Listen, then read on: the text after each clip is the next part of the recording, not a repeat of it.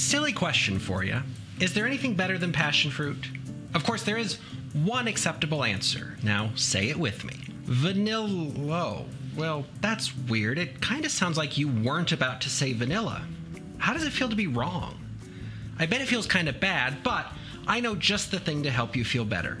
The product of vanilla and passion fruit blending into something more powerful than any of us are truly ready for. And like all the great products of the creamery, this one has its roots in ancient legend, all the way to the bygone days when I was a younger man walking the streets of northeastern Brazil. See, that was where I first met passion fruit, and what a meeting it was. It was one of those moments that made me realize that the world was so much bigger than I had ever known, and full of so many gooder things than I had ever experienced. And really, there's nothing more irritating to me than the way that people try to describe the tastes of fruits. So I will not attempt it. Instead, we'll leave it to the source of all truth, Wikipedia. As they say, each seed is surrounded by a membranous sac filled with pulpy juice. The flavor of the juice is slightly acidic and musky.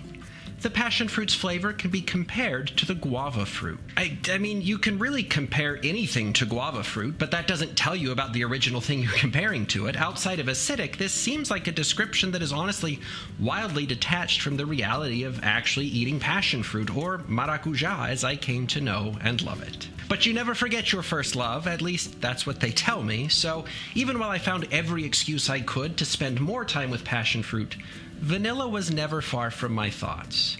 And I wondered, where vanilla and other acidic fruits like orange get along so well, why I wasn't finding a pairing of vanilla and passion fruit. What I wanted more than anything was passion fruit ice cream and vanilla ice cream together in unimaginable harmony. But absent that, I settled for the occasional scoop of any flavored Zekas or Kibon that came my way. And to be clear, there were some true classics in there that are topics for another day, but passion fruit and vanilla eluded me at every turn. It was so obvious to me, but so absent from the world. What was I to do? Well, dear viewer, all of that began to change when I was on an overnight visit in the doubly named city Abreu y Lima. See, there was a little sorveteria with many flavors of ice cream, and you could pick more than one of them at once. And guess what? They had vanilla, and they had passion fruit. So you must already know what happened. I walked away from that counter with an ice cream cone brim with ice cream, alternating scoops of passion fruit and vanilla ice cream to be exact. It was a dream, at long last, fulfilled. It was a dream, my friends, that I couldn't possibly keep just to myself. So, today, I want to show you the life-affirming secrets of what I like to call Passionilla Swirl. Vamos. With such a gift on offer, there's really no time to waste. We've got a pair of ice creams to make, both of which we're borrowing from our pal David Leibovitz because they're comparable custard-based ice cream. So I think that should give us a uniformity of texture that will serve our blending purpose as well. Also, frankly, it's just been a while since I've cracked eggs to make ice cream, so it'll be a nice change of routine. But we'll start with vanilla, which means we'll start with this stuff, and then we'll put the milk, sugar, salt, and half the cream in a pot, along with the insides and outsides of a vanilla bean. Warm it up a little, dissolve the sugar, and let it all sit off the heat for a half hour, or, longer if you get distracted doing something else. Then we'll do the old egg tempering dance. Get the yolks ready, stir in some warm dairy, splash it all back into the pot, and warm it up until thick. You might notice that what you're seeing on screen all looks like an awfully small amount of dairy and an awfully thick mixture. Well, don't tell anyone, but I managed to skip right past the 1 cup of milk listed at the very top of the recipe when I did this, so it's not going to be visible here. I did eventually catch the mistake, and I added the milk back in later, and honestly, I don't think it did any harm. Anyway, once it's thickened, strain the mix over the remaining half of the cream, add a 3/4 teaspoon amount of vanilla extract for extra vanilla-y goodness, and put the bean back in with it all. Then let it chill for as long as you want. And that's when we'll transition our operation to the production of passion fruit ice cream. And for that, we'll need this. Once again, we begin by setting aside half the cream and combining it with the passion fruit pulp. Now, if you live in a real place and have access to real passion fruits, by all means, please use them.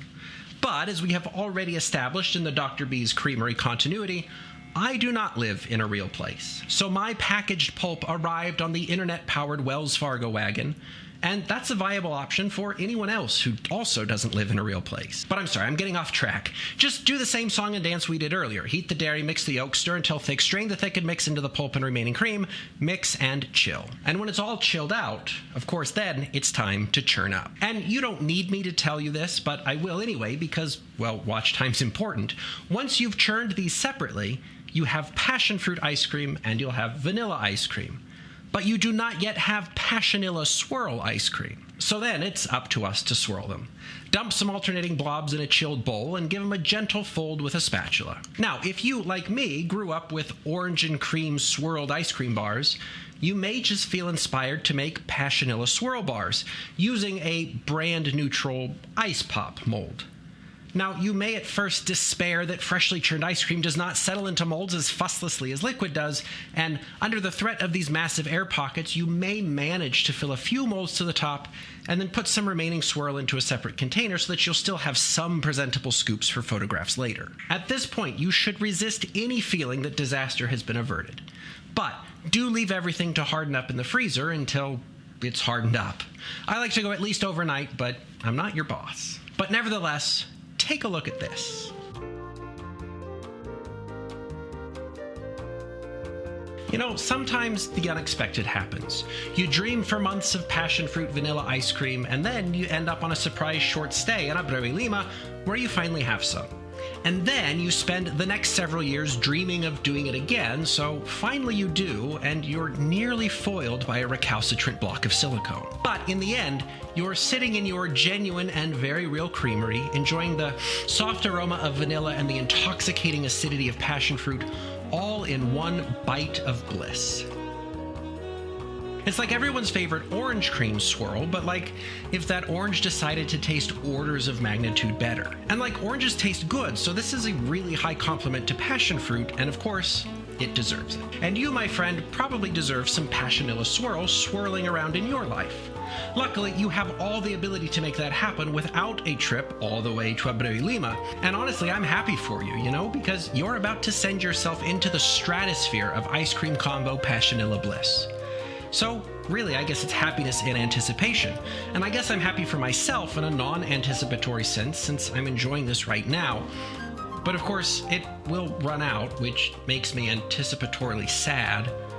But I can't always make more, so the joy has returned. And on that high and uplifting note, I guess we should end. Thank you for watching and for enjoying the video, which you must have done if you're still here. There's always more ice cream where this one came from, and there's always room for ice cream. So don't go too far, because we'll be back here at the creamery again soon.